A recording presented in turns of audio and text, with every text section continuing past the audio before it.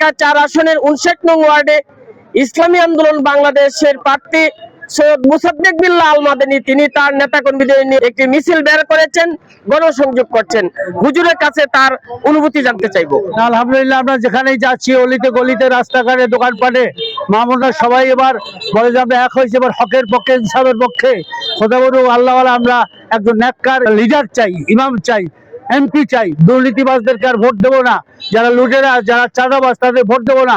আমরা চাই এই এলাকার উন্নতির জন্য আমরা সম্পর্ক হাত পাকা প্রার্থী মাদানী সাহেবকে বিজয় করে ইনশাআল্লাহ বিপুল ভোটে সংসদে সে হকের পক্ষে, ন্যায়ের পক্ষে এবং এই এলাকার উন্নয়নের জন্য সম্পর্ক দলের সে তার ভূমিকা রাখতে আশা করি। ইসলাম, দেশ এবং মানবতা, এই স্লোগানের ভিত্তিতে আমরা আগামীতে ইনশাআল্লাহ এই ঢাকা 4-এ সৈয়দ মুসাদ্দেক বিল্লাহ আল মাদানী হুজুরের ব্যাপক জনপ্রিয়তা রয়েছে। 2018 সালে উনি নির্বাচন করেছেন।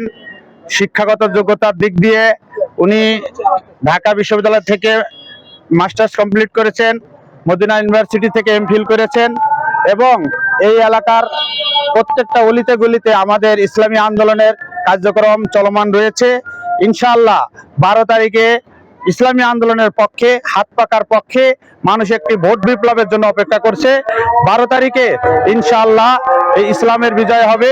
ইসলামী আন্দোলন যে উদ্দেশ্যে আমরা এই সংগঠনে যুক্ত হয়েছি, ইনশাআল্লাহ সেই উদ্দেশ্য সফল হবে বলে আমি আশাবাদ ব্যক্ত করছি।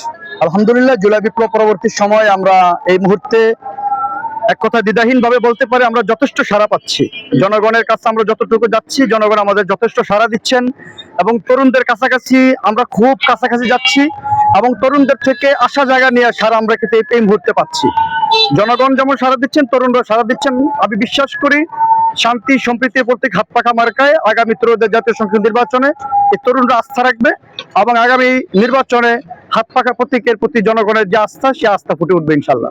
নির্বাচনে একটি জোট হওয়ার কথা ছিল এবং জোটের একদম নিকট পর্যায় পর্যন্ত আমরা গিয়েছিলাম। বিশ্বাস, ভরসা এবং আস্থার যে জায়গাটা, সেই জায়গাটা যদি কোনো একটি বৃহৎ কোনো দলের কারণে যদি সেটা ভেঙে যায়, তবে আমি মনে করি এই আস্থার সংকট রেখে, এই পরিমাণ দূরত্ব রেখে জোটে থাকার চাইতে এই মুহূর্তে আলাদা হয়ে এবং জনগণের পক্ষে স্বাধীনভাবে কথা বলার যে স্পেস তৈরি হয়েছে, সেটা আমি মনে করি আগে জোটের চেয়ে বেশি ভালো হয়েছে। আমার জীবনে প্রথম হচ্ছে আমার ভোট। ইনশাআল্লাহ আমি হাত পাখার ভোটটা দিব। কেন দিব? যে ইসলামের পক্ষে এবং ন্যায়ের পক্ষে আমি হাত পাখাকে বেছে নিয়েছি। ইনশাআল্লাহ এবার 12 তারিখ আমার ভোটটা আমি হাত পাখায় দিব। আমরা বৃহৎ একটি জোট ইসলামের পক্ষে একটি বাক্স দেব, কিন্তু আমাদের সেই অনুপ্রেরণার উপর আঘাত হানা হয়েছে। আমাদের ইসলামের একটি বাক্স আর হলো না।